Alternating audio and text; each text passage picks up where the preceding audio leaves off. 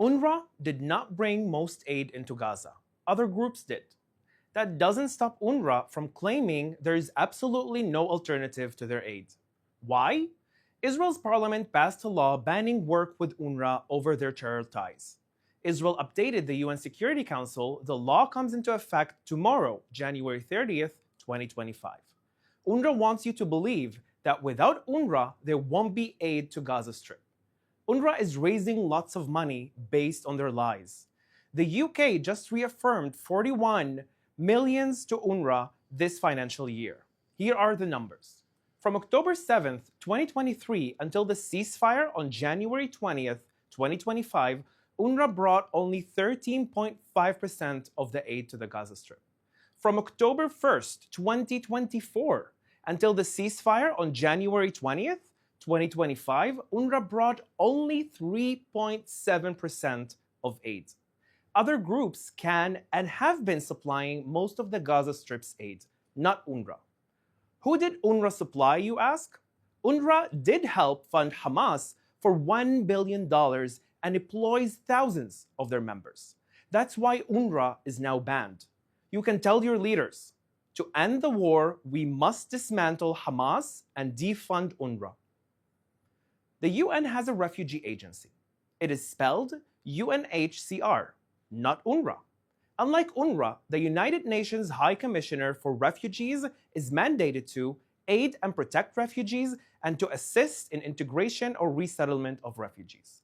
UNHCR's social media handle is @refugees.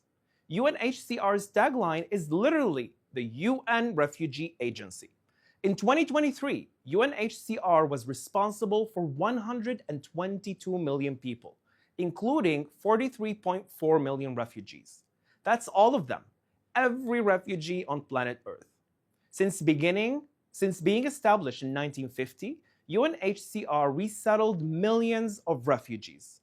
In 2023, UNRWA was responsible for 6 million refugees. Since being established in 1949, UNRWA resettled 0 refugees.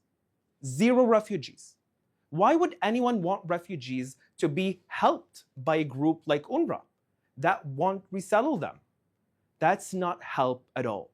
UNRWA is not a refugee agency. Anyone who cares about actual refugees should welcome UNRWA's closure. The sooner, the better. Now, let's take some questions from our audience watching live on social media. Thank you, Jonathan. Our first question comes from Instagram. Can you please update us on the situation in Lebanon? Well, the situation in Lebanon is still on an ongoing ceasefire. The U.S. has officially stated that the ceasefire is going to be extended into February in order to make sure that, one, the Lebanese government will do its job in order to make sure that Hezbollah can rearm, regroup, and resettle again on the Israeli border. Also, Hezbollah, we can see in the latest month, have breached many times the ceasefire with Israel by not really amending or standing by the ceasefire agreement, where they should have started to dismantle and go northern than the Litani River, and also to bring all their weapons to the Lebanese military, where the Lebanese military should actually be the one responsible for all the territory, not Hezbollah. But also, latest news in Lebanon comes where a Lebanese officer it was reported a Lebanese officer gives a lot of information to Hezbollah on whether, when, and where they can relocate their missiles and their ammunition. This is something that is super serious that needs to be taken into considerations on how we should move on with this ceasefire. The Lebanese government, that you can say is now officially reformed, with a president that was elected and also a prime minister that is now officially acting as the prime minister of Lebanon and not a temporary government, need to take action in order to make sure that this ceasefire deal that was signed between Israel and Lebanon will continue not just to be a regular ceasefire, but a peace agreement between these two countries, where Hezbollah can't rearm, can't resettle, and can't try to do October 7th again like they plan to do it. This is the upcoming latest news that we know from Lebanon. Thank you. Our next question comes from Hillary on Instagram. Do you think there's any potential benefit to President Trump's suggestion that Gazan civilians be relocated to either Jordan or Egypt? Thank you very much, Hillary, for the question. I think President Trump wants to make sure that, first and foremost, a lot of these civilians that are returning back to their places and they actually don't have any places to resettle in because their homes were destroyed because Hamas used them in order to attack Israel and Israeli troops, or hiding other infrastructure for the Hamas terrorist organization. I think that this is the beginning of the thought about the plan is to resettle them in these territories again before they can being able to return to their homes after they're finished. But the most important thing that also I think President Trump and all of us needs to make sure that Hamas can't continue to rule Gaza the day after everything finishes. After we get back all of our hostages, Hamas needs to be dismantled 100% and to make sure from a local leadership to grow up inside of Gaza, and hopefully they will go on to de-radicalize the Gazan society that has been radicalized throughout the almost 20 years that Hamas has been ruling the Gaza Strip. Thank you. Our next question comes from Adam on Instagram. Why has the Lebanese army not done what they're supposed to do? Is it because they can't or because they won't? Thank you very much, Adam, for your question. I would have hoped to see the Lebanese military moving into much more action and that it would be much more faster from the way that they're doing. But we need to understand that the situation in Lebanon is still delicate. The Lebanese society is on a brink from actually fearing that the Hezbollah weapons would be turned against them. That's something that needs to be taken into considerations. Both the president and the prime minister of Lebanon has said in latest interviews or speeches that they have done that at the end of the day, the only person or the only group that could or should hold weapons in Lebanon is the Lebanese military. And also we heard in the latest news cycles in Lebanon that there has been one tunnel that moved from Hezbollah to the Lebanese military in order to make sure that it's under the Lebanese authority and not under Hezbollah. These things can't be solved in 1 minute. I don't think that any one of us expected it to be as fast as possible, but I really hope that it will continue this way to make sure that Hezbollah will not return its capabilities and that they will give their arms 100%. Thank you. Our next question comes from X. There's supposed to be another hostage released tomorrow. Can you tell us why there are supposed to be 2 transfers this week? Well, from the latest news is that we're all expecting to see the release of the hostages tomorrow, also on Saturday this upcoming week.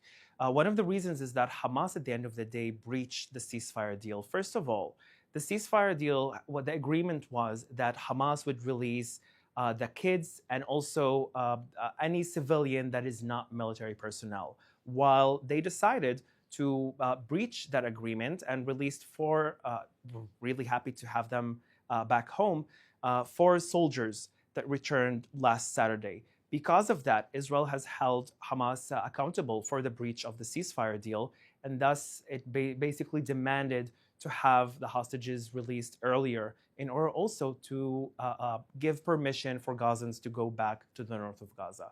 We need to make sure that Hamas releases all hostages. In my opinion, it doesn't matter who comes first and who comes last. They need to release them all now. This is what we all should demand. That's something that I think Hamas knows that they're under a lot of pressure and they will not continue to play with this anymore. Thank you. Our next question comes from Marjorie on Instagram. Do these new leaders in Lebanon have any known ties to Iran? Thank you very much, Marjorie, for the question. Well, we know that the president of Lebanon, Joseph Aoun, was the head of the military.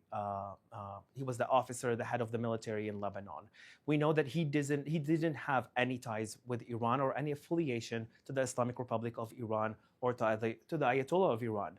Moreover, he was really anti-Hezbollah throughout his whole reign inside of the Lebanese military, where he worked in order to try and maintain as lower as possible activity of Hezbollah in the Lebanese territory. So we know 100% that he's really, in his vision, looking forward to dismantle Hezbollah from their weapon capabilities. On the other hand, there was some news cycles about the new prime minister of Lebanon that he had ties with Iran. although he did also speak against Hezbollah numerous times, not just lately. But this is something that, at the end of the day, really gives hope to many Lebanese, and also hopefully for Israelis, to see the day that these two personnel in Lebanon, the new leadership of Lebanon, would actually look on what matters to Lebanese first, instead of what matters to the Islamic Republic of Iran. They need to finally cut these ties with the Islamic Republic of Iran 100%, so Lebanon could be again the Switzerland of the Middle East. Thank you. Our next question comes from YouTube. What's the mood in Israel regarding the hostages?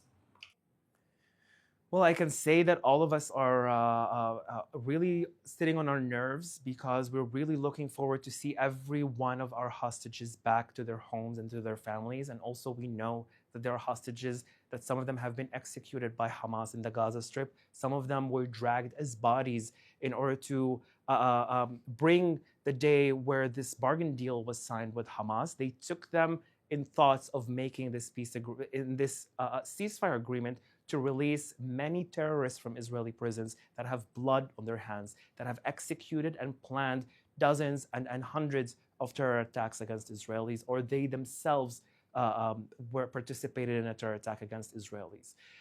So on one hand, we are super excited to see every one of them return back home to their families.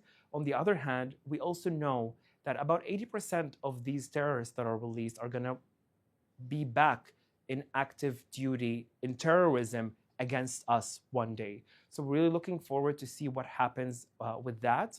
But we are really, I think I speak to every Israeli and every decent human being that I know, that we're all have been waiting for the day to all of the hostages that are in Gaza to return back to their families. This is today what we're looking for, that this ceasefire would be held by Hamas and that they will all return back to their families. Thank you. This is our final question.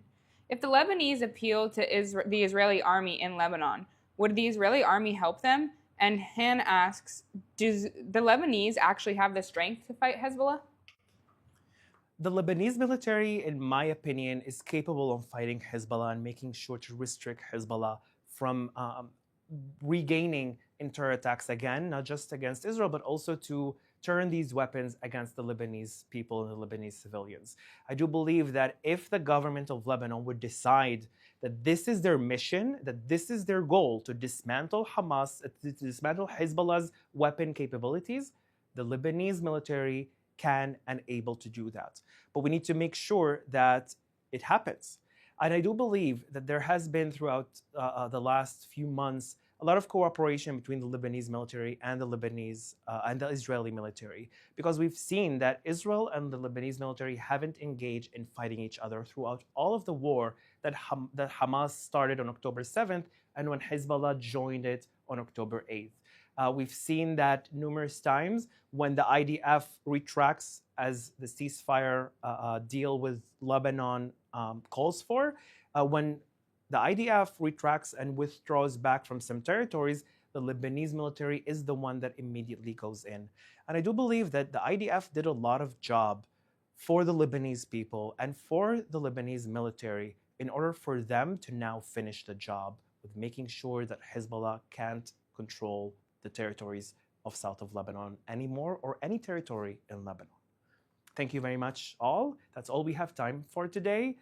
We will be back tomorrow at 3 p.m. Israel time, 8 a.m. East Coast time. Thank you very much for watching.